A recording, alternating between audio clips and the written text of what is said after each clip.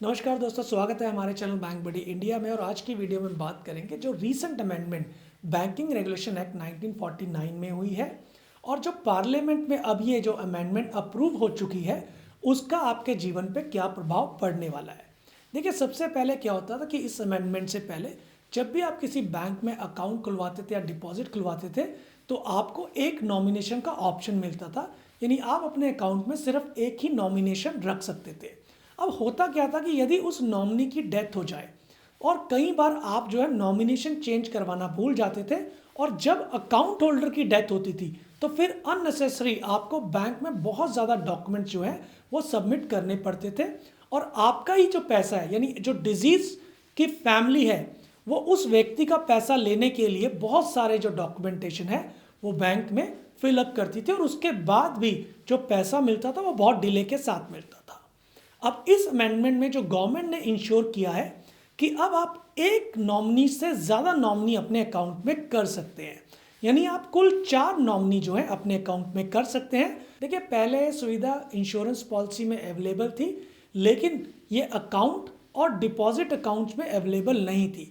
लेकिन इस अमेंडमेंट के बाद अब आप अपने अकाउंट में कुल 4 नॉमिनी जो है वो बता सकते हो। देखिए, इसमें भी 2 ऑप्शन है। देखिए, पहले ऑप्शन को हम सक्सेसिवली ऑप्शन कहते हैं, इसका मतलब है क्रमागत। अब इसमें होता क्या है, देखिए, जब भी आप अपने अकाउंट में सक्सेसिवली ऑप्शन चूज करोगे तो जो पैसा है वो एक ही व्यक्ति को मिलेगा। लेकिन यदि आपने सक्सेसफुली ऑप्शन में अपने 3 नॉमिनी दिए हुए हैं, यानी पहला नॉमिनी आपका बेटा हो गया, दूसरा नॉमिनी आपका भाई हो गया और तीसरा नॉमिनी आपकी पत्नी हो गई, तो यदि आपका बेटा जीवित है तो आपकी मृत्यु के बाद वो सारा पैसा बेटे को मिलेगा और आपका जो भाई है और आपकी पत्नी है उनको पैसा नहीं मिलेगा। देखिए, सक्सेसिवली में जो पहला व्यक्ति है यदि वो जीवित है, सबसे पहले उस नॉमिनी को पैसा मिलेगा। यदि पहले व्यक्ति की या पहले नॉमिनी की जो आपने क्रमश दी हुई है उसकी मृत्यु हो जाती है तो फिर जो पैसा है वो दूसरा जो कर्मश में दूसरा नॉमिनी आया है उसको मिलेगा। अब इसी एग्जाम्पल में जहां हमने पहला नॉमिनी बेटा था, यदि बेटे की मृत्यु हो जाती है और दूसरा नॉमिनी भाई था तो पैसा भाई को मिलेगा। अब यदि बेटे और भाई दोनों की मृत्यु हो जाती है तो क्योंकि तीसरा जो क्रमश नॉमिनी था वो वाइफ थी तो पैसा वाइफ को मिलेगा। अब ऐसा करने का उद्देश्य क्या है? देखिए, ऐसा करने का उद्देश्य ये है कि कई बार क्या होता है कि over the period of time आप नॉमिनेशन करवा के भूल जाते हो और नॉमिनेशन चेंज नहीं करते हो। इन द मीन टाइम जो नॉमिनी आपने बैंक में दिया हुआ है यदि उसकी मृत्यु हो गई तो फिर ये जो है डेथ क्लेम विदाउट नॉमिनेशन में जाता है और बहुत से डॉक्यूमेंटेशन बैंक के सामने आपको प्रोड्यूस करने पड़ते हैं। देखिए, दूसरे ऑप्शन में आप साइमल्टेनियसली यानी एक साथ कई नॉमिनी दे सकते हैं। देखिए, इसमें भी आपको 4 नॉमिनी ही देने होते हैं, लेकिन अब जब आप इन नॉमिनी को देंगे तो इसके साथ साथ आपको परसेंटेज यानी कितना परसेंटेज आपके जो अकाउंट या डिपॉजिट का इस नॉमिनी को मिलेगा वो डिफाइन करना होगा। अब पहले एग्जांपल को हम इस तरीके से समझते हैं कि आपने अपने अकाउंट में 3 नॉमिनी किए, पहला बेटा, दूसरा भाई और तीसरा आपकी पत्नी। अब आपको इनका शेयर भी डिफाइन करना होगा, यानी बेटे को आप 50% आप डिफाइन कर दीजिए, भाई को 25% कर दीजिए और वाइफ को भी 25% कर दीजिए। अब इस केस में होगा क्या कि यदि आपकी मृत्यु होती है तो फिर जो पैसा है आपका जो टोटल पैसा, मान लीजिए आपका 10 लाख रुपए बैंक के पास पड़ा हुआ था, तो 50% के हिसाब से आपके बेटे को 5 लाख जो बैंक देगा, आपकी वाइफ और आपके भाई को 25% के हिसाब से 2.5 लाख रुपए देगा। यानी जो साइमल्टेनियसली जो ऑप्शन यदि आप नॉमिनेशन में चूज करते हो तो उसके हिसाब से जो भी परसेंटेज आपने नॉमिनी के आगे लिखी होगी उस परसेंटेज में जो बैंक है उस नॉमिनी को पैसा देगा। अब यहाँ पे आपको इस चीज़ का ध्यान रखना है कि आपको 100% जो है अपने अकाउंट की नॉमिनेशन यहाँ पे करनी है।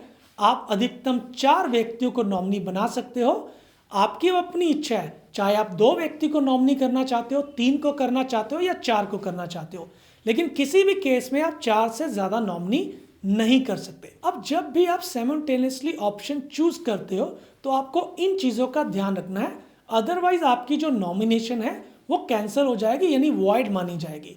अब पहला ऑप्शन ये है कि आप मैक्सिमम 4 लोगों को ही नॉमिनी कर सकते हैं। यदि आपने जो नॉमिनेशन फॉर्म में 5वें व्यक्ति को नॉमिनी कर दिया, यानी 4 से ज़्यादा नॉमिनी किए हैं, तो फिर आपका जो नॉमिनेशन जो फॉर्म है वो वॉइड माना जाएगा और वो आपका नॉमिनेशन कैंसिल हो जाएगा। दूसरा ये है कि आपको जो प्रपोर्शनेट यानी जो परसेंटेज आपको डिफाइन करनी है वो आपने नॉमिनी जिन भी व्यक्तियों को किया उसके आगे आपको परसेंटेज लिखनी है। अब यदि आप परसेंटेज नहीं लिखते तब भी आपका जो नॉमिनेशन है ये वॉइड माना जाएगा। अब तीसरी चीज़ का आपको बहुत ज़्यादा ध्यान रखना है कि यदि आपने 3 व्यक्तियों का नाम लिखा और उसका आपने जो प्रपोर्शनेट है वो 100% नहीं टोटल किया तो फिर जो है आपका नॉमिनेशन वॉइड हो जाएगा।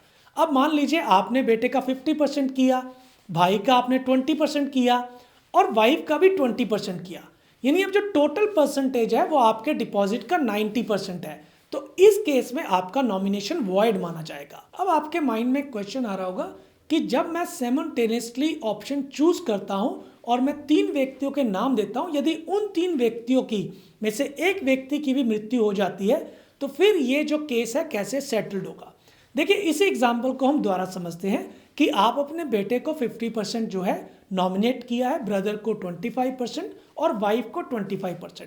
अब मान लीजिए यदि आपके साथ आपकी वाइफ की भी मृत्यु हो जाती है तो फिर बैंक आपके बेटे को 50% जो है, यानी जो भी आपका डिपॉजिट पड़ा हुआ है उसका 50% बेटे को दे देगा और 25% जो है ब्रदर को दे देगा। जो आपकी वाइफ का 25% शेयर है वो विदाउट नॉमिनेशन जो है वो क्लेम में सेटल होगा। देखिए उसके लिए वो सभी जो डॉक्यूमेंटेशन है, यानी जितने भी डॉक्यूमेंटेशन जो डेथ क्लेम में लगते हैं वो सभी डॉक्यूमेंटेशन आपको बैंक को देने होंगे और आप उस क्लेम को सेटल्ड कर सकते हैं। यानी जो भी एक्चुअल लीगल वारिस होंगे वो फिर जो है 25% के लिए बैंक को फर्दर जो डॉक्यूमेंटेशन देंगे और ये क्लेम सेटल्ड होगा। तो इसलिए आपको अब सक्सेसिवली या साइमल्टेनियसली दोनों में से क्या चूज करना चाहिए ये आपके विवेक पे है, लेकिन मैं आपको एडवाइस करूंगा क्योंकि जो भी आप नॉमिनेशन करते हैं उसका कोई लीगल राइट नहीं होता। नॉमिनेशन का मतलब है कि बैंक पैसे उसको दे देगा। अब उस व्यक्ति की जिम्मेवारी है कि जो भी लीगल वारिस है उनको वो पैसा जो है वो बराबर बराबर बांट दे, और यदि कोई भी दिक्कत आती है तो जो लीगल हेयर हैं वो कोर्ट का रुख कर सकती है। इसलिए मैं ये एडवाइस करूँगा कि जब भी आपने नॉमिनेशन करवानी है आप सक्सेसिवली ऑप्शन को ही चूज कीजिए ताकि आपका जो पूरा पैसा है वो नॉमिनेशन के पास चले जाए। अब दोस्तों सक्सेसिवली और साइमल्टेनियसली ये 2 ऑप्शन जो थे अकाउंट और डिपॉजिट के लिए थे। लॉकर के लिए आपका सिर्फ सक्सेसिवली ऑप्शन ही आएगा क्योंकि देखिए लॉकर में प्रैक्टिकल प्रॉब्लम आती है। लॉकर का जब भी आप सेटलमेंट करते हो तो जो वैल्यूएबल होते हैं उसको आप बांट नहीं सकते, यानी साइमल्टेनियसली ऑप्शन के साथ आप यदि 2 व्यक्ति आपने बोला एक को आपने 50% देना है, एक को 25% देना है और एक को 25% देना है, तो उस वैल्यूएबल को आप 3 भागों में डिवाइड नहीं कर सकते।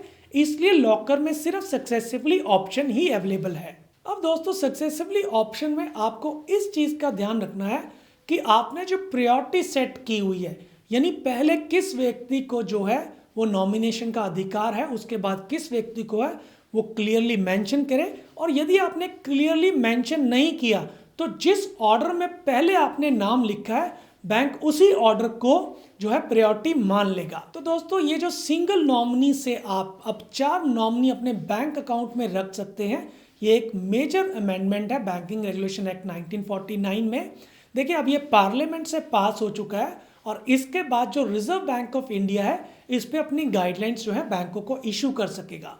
लेकिन अब ऐसा नहीं है कि जितने भी पुराने अकाउंट्स में आपने नॉमिनेशन की है वो आपको चेंज करनी पड़ेगी। देखिए बैंक ज़रूर ये कोशिश करेगा कि जो भी व्यक्ति बैंक में विजिट कर रहे हैं वो अपना नया नॉमिनेशन फॉर्म इन 2 ऑप्शन के साथ बैंक को दे सकते हैं और बैंक ज़्यादा से ज़्यादा नॉमिनेशन जो है इन 2 ऑप्शन में करने की कोशिश करेगा, क्योंकि पहले नॉमिनेशन में बैंक को बहुत सारी दिक्कतें थी और नए नॉमिनेशन के साथ बैंक की दिक्कतें बहुत ज़्यादा कम हो जाती है।